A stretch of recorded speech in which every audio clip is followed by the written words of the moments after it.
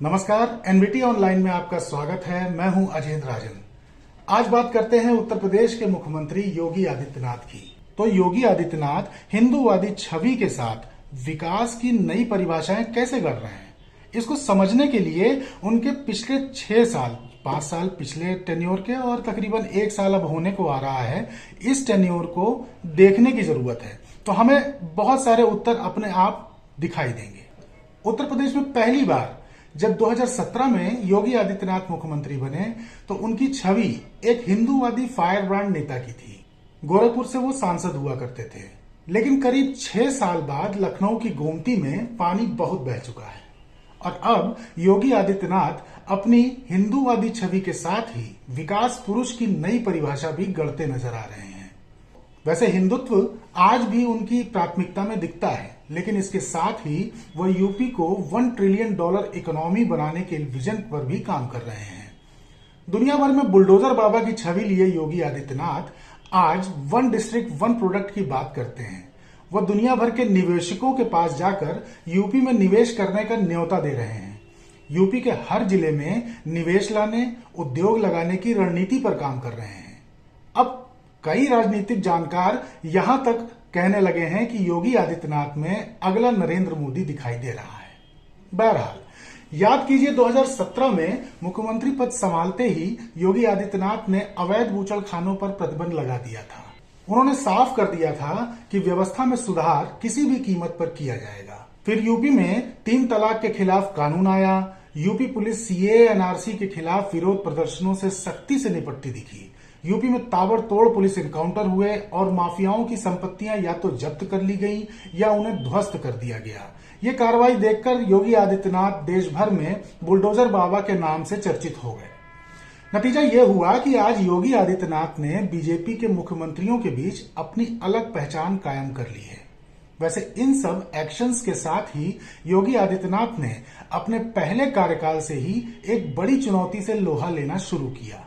ये वो चुनौती थी जिसने दशकों से पूरे उत्तर प्रदेश को जकड़ कर रखा था। उन्होंने आर्थिक दृष्टि से उत्तर प्रदेश को बीमारू राज्य से बाहर लाने की जद्दोजहद शुरू की। यूपी में पहली बार 1 डिस्ट्रिक्ट 1 प्रोडक्ट योजना आई। इस योजना के माध्यम से तमाम जिलों को उनके पारंपरिक उद्योगों को ब्रांड बनाने की कोशिशें शुरू हुई। मुंबई की तरह योगी आदित्यनाथ ने उत्तर प्रदेश में फिल्म सिटी बनाने का भी ऐलान कर दिया।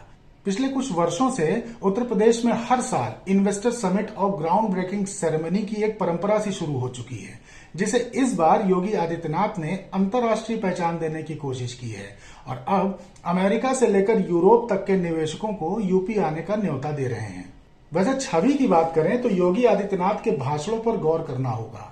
वह राम मंदिर की बात करते हैं, साथ ही मदरसों के आधुनिकीकरण पर भी जोर देते हैं।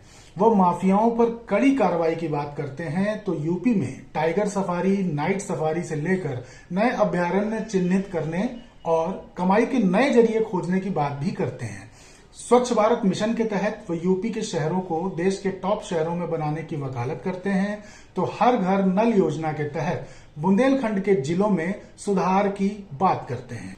वह पर्यटन में बढ़ावे के साथ ही धार्मिक पर्यटन पर सबसे ज्यादा जोर दे रहे हैं। आज श्रद्धालुओं और पर्यटकों के लिए अयोध्या का विशेष रूप से विकास किया जा रहा है। राम मंदिर तो बन ही रहा है। विश्व कॉरिडोर की भव्यता सभी ने देख ली है। वह मथुरा, नैमिषारण्य, श्रावस्ती, चित्रकूट आदि धार्मिक स्थलों में विकास करा रहे हैं। राजनीतिक विश्लेषकों के अनुसार योगी आदित्यनाथ एक सख्त और विकासवादी प्रशासक के तौर पर लगातार अपनी छवि मजबूत करते जा रहे हैं। वह कोरोना काल में जनता के लिए सड़क पर नजर आते हैं। यूपी में बने वॉर रूम की निगरानी खुद करते हैं। ये सीएम योगी की ही मेहनत है कि कोरोना वैक्सीनेशन के मामले में यूपी ने लगातार नए रिकॉर्ड गढ़े। वह कानून व्यवस्था से लेकर तमाम विकास कार्यों की समीक्षा करने खुद जिले जिले जाते हैं। पहले उत्तर प्रदेश में मुख्यमंत्री जब किसी जिले में जाता था तो खबर बन जाती थी, लेकिन दूसरी तरफ योगी हैं जो दोबारा मुख्यमंत्री बनने के चंद दिनों बाद से ही प्रदेश भ्रमण कर चुके हैं। अब योगी आदित्यनाथ भारत का नया उत्तर प्रदेश बनाने निकले हैं।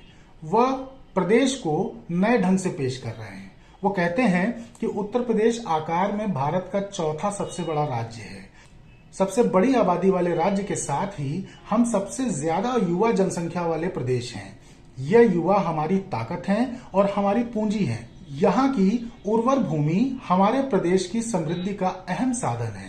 पहले प्रदेश की माली हालत ठीक नहीं थी, बैंक क्रेडिट के लिए रिस्पांस तक नहीं देते थे, लेकिन आज हम रेवेन्यू में सरप्लस स्टेट हैं। हमने अपने वार्षिक बजट को दोगुने से ज्यादा विस्तार दिया है। आज उत्तर प्रदेश सरकार बेहतर कनेक्टिविटी के लिए तेज गति से बुनियादी ढांचे का विकास कर रही है ताकि उद्योगों को लॉजिस्टिक सुविधा में वृद्धि हो। वह उत्तर प्रदेश को एक्सप्रेस वे राज्य के रूप में विश्व स्तरीय रोड कनेक्टिविटी वाले राज्य के तौर पर पेश करते हैं।